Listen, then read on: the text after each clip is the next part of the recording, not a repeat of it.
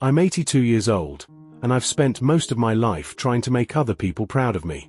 I don't know when it started, maybe when I was a boy, maybe the first time someone told me I'd make something of myself. But I can tell you exactly when I realized what it had cost me. It was the day my daughter stopped calling. When you get older, you start measuring time differently. I used to measure it in deadlines, meetings, and promotions. Then it was birthdays, anniversaries. Now, it's silence.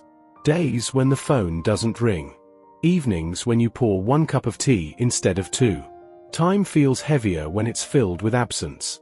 I wasn't a bad man. That's what I tell myself. I worked hard. I provided. I was home most weekends. I thought that was enough, that being responsible was the same thing as being present. It wasn't. There's a kind of distance that forms, quiet at first, between doing things for your family and actually being with them. I didn't see it growing. I met Helen when I was 23. She had a laugh that made people turn their heads in a crowded room. I never knew someone could make you feel both safe and alive at the same time. She wanted simple things, dinners together, walks after work, small surprises. I thought simple meant easy, so I pushed her dreams aside for the important ones. I told her I needed to build something first, get us a better life. That better life took decades. By the time we had the big house and nice things, she'd stopped asking me to take the walks. I remember one evening, I got home late, she was watching television alone. She looked at me and said, "You don't even see me anymore." I laughed it off. I thought she was being dramatic. But that sentence, I still hear it. Back then, I thought love was maintenance.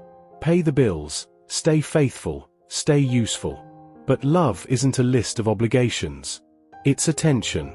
I didn't understand that until attention was all I wanted and no one had any left to give.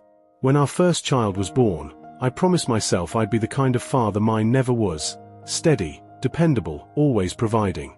And I was. I never missed a payment, but I missed everything else. Her first school play, her first heartbreak. I told myself, I'll be there next time. But life doesn't keep those promises for you. When she turned 30, she stopped inviting me to Christmas. She said she needed space. I thought it was just a rough year. But then 2 years passed. 3. She sent a card once, signed only her name. No note. The first time it happened, I blamed her husband. The truth is, you can only blame other people so long before you run out of excuses. If I had known back then what it feels like to wake up to silence, I might have chosen differently. I might have turned off the desk lamp earlier, gone upstairs, sat with my wife instead of staring at the typewriter. But time is cruel in one particular way. It never tells you the cost until the receipt arrives. The turning point came quietly. Helen got sick, lung cancer, though she never smoked a day in her life. By then, the kids were grown, scattered across states. I took her to every appointment. I held her hand through chemo, watched her lose her hair, her strength. And when she had enough energy to talk, she didn't want to discuss treatments. She wanted to talk about the early years, the ones I'd been too busy to notice. One night in the hospital, she said, "You were always chasing something that wasn't us." She didn't say it with anger, just tired truth. That's what grief sounds like when it's been sitting for decades. It doesn't yell anymore. It sighs.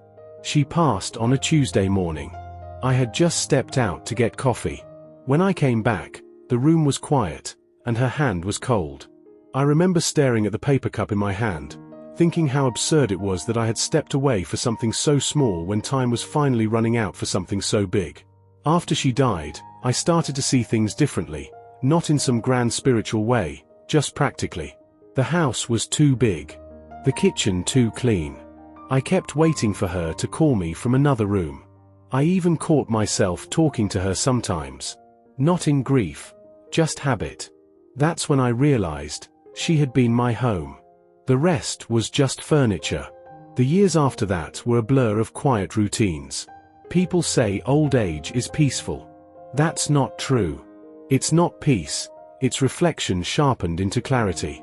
You sit with your memories, and they stop being stories you lived through. They become proof of who you were, what you couldn't fix, what you should have said. I think a lot about the word enough. Was I enough for the people I loved? Did they ever feel seen by me? I don't know. And that uncertainty, it's heavier than guilt. Guilt you can confess. Uncertainty you carry. I remember one afternoon, maybe 5 or 6 years after Helen passed, I finally called my daughter. It rang 3 times before she answered. I told her I missed her. She was quiet. Then she said, "Dad, I know you did your best. But your best was always somewhere else." I wanted to argue, to explain, to defend the younger version of me who thought he was doing right. But what's the point? She wasn't wrong.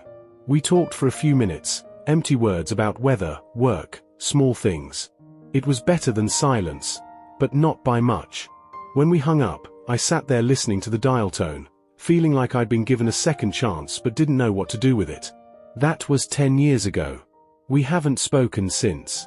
People assume regret is loud. It isn't. It's a whisper that follows you through your days. It's in the moments when you see something beautiful and wish someone was there to share it. It's cooking too much food for one person. It's forgetting how laughter sounds in your home. Now, I live alone. My hands shake when I pour coffee. I move slower. Most mornings I sit by the window and watch the neighborhood kids walk to school. Their parents rushing them into cars, checking their phones, waving without looking. And I think, one day, those same kids will wonder why their children don't visit anymore. That's the cycle no one talks about. We repeat the same mistakes because they look reasonable at the time. Duty looks noble. Work looks necessary. And love, well, love looks patient. But it isn't. Love waits until it doesn't. I'm not telling you this because I want pity. I've lived long enough to understand that the world doesn't owe anyone a happy ending. I'm saying it because maybe you're still at the point where people ask you to dinner, where there's laughter in your house, where someone's hand still reaches for yours at night. And if you are, I hope you notice it before it's gone. It's strange how life teaches you backwards. We start by chasing approval, money, respect. We think those things prove our worth. Then one day, we realize the people who would have given us that freely are gone. Sometimes I imagine Helen sitting across from me again. She'd probably laugh at how serious I sound now. She always said I didn't know how to slow down. I guess I learned, just too late to show her. I've outlived most of my friends. Funerals get easier in the sense that you stop crying, but they get harder because each one erases part of your own story. There's no one left who remembers the same things you do. Memory becomes a private burden. But every now and then, on quiet nights, I still talk to her. I tell her what the garden looks like, how the seasons change, how I finally started using the good plates she loved. If there's any lesson in all this, and I hesitate to even call it that, it's that presence isn't a luxury. It's the job. The real work isn't building a life, it's living it with the people who make it matter. Everything else fades. People often ask old folks like me what we'd do differently. I used to say I'd work less. But that's not quite it. I would listen more. Listen when she said she was tired. Listen when my daughter asked if I could come to her recital. Listen not to answer or fix, just to hear. Because once silence takes root in a relationship, it grows fast. When I go, I don't expect a crowd at my funeral.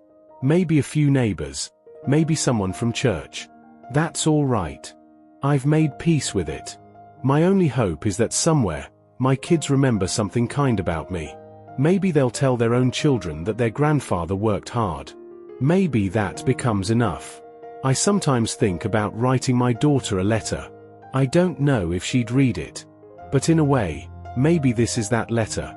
I want her to know that her father sees now what he couldn't see then, that love doesn't ask for sacrifice, it asks for presence. That being proud of someone isn't the same as holding them close. And that time, once it slips out of your hands, doesn't return no matter how hard you reach for it. If you're younger than me, which you probably are, please don't wait until the house is empty to notice what fills it. Don't measure your worth in things that can't hug you back. If someone you love asks you to stay a little longer, stay. The rest can wait. That's really all I wanted to say. I'm 82 years old, and I've spent most of my life trying to make other people proud of me. But the truth is, the moments that mattered most were the ones that asked for nothing. Just me, there, fully. I only learned that when there was no one left waiting. And I wouldn't want you to learn it the same way.